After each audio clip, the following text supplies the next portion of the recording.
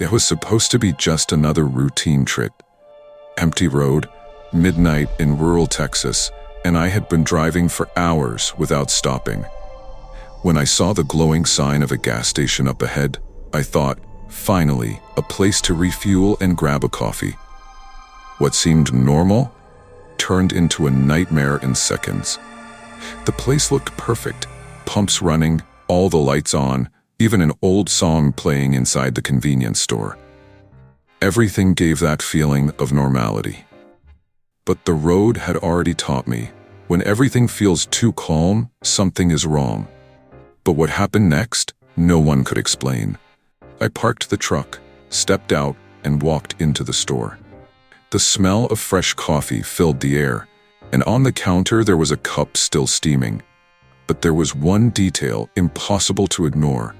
No one was there. No clerk, no customer, nothing. I looked around carefully. The cash register was open, bills scattered on the counter. The shelves were fully stocked, as if the customers had just left. But there wasn't a single soul inside. And you?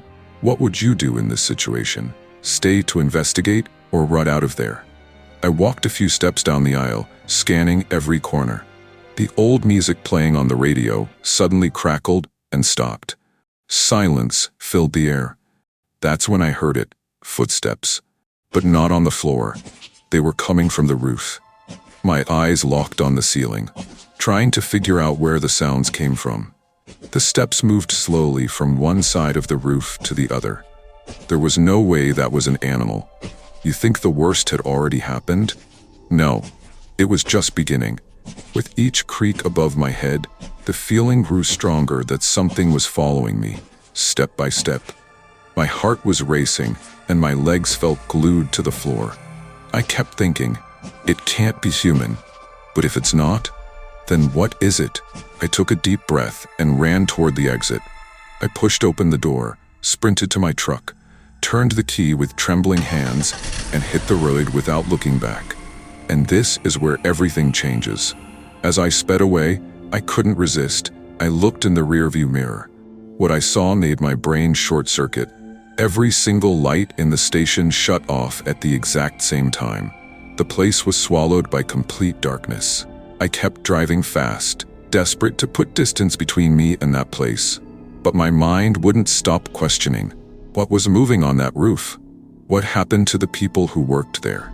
Have you ever experienced something like this? The more I thought about it, the more the details haunted me.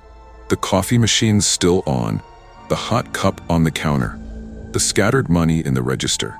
It was as if everything had been abandoned in the split second, right before I walked in. My eyes stayed locked on the road, but my mind repeated the same thought. This wasn't normal. And then another question hit me. If it were you, would you have stayed or would you have run? The silence inside the truck only made my thoughts worse. I could still hear the sound of those footsteps on the roof, echoing in my mind like they never left. That night, I realized the road isn't only about visible dangers. There are places that feel like traps, waiting for a tired and distracted driver. Places where logic simply doesn't exist. It felt like the end of the story, but in reality, it was only the beginning. Even today, whenever I pass that stretch of highway, a chill runs down my spine. I never again had the courage to stop at isolated stations, because no matter how much time goes by, nothing about that night ever feels normal. The detail everyone ignored was the most important one. The cup of coffee on the counter was still hot. And the worst part, no one ever figured out what really happened that night. Thank you so much for your company. If this story kept you hooked, don't forget to click on the card to watch the next story.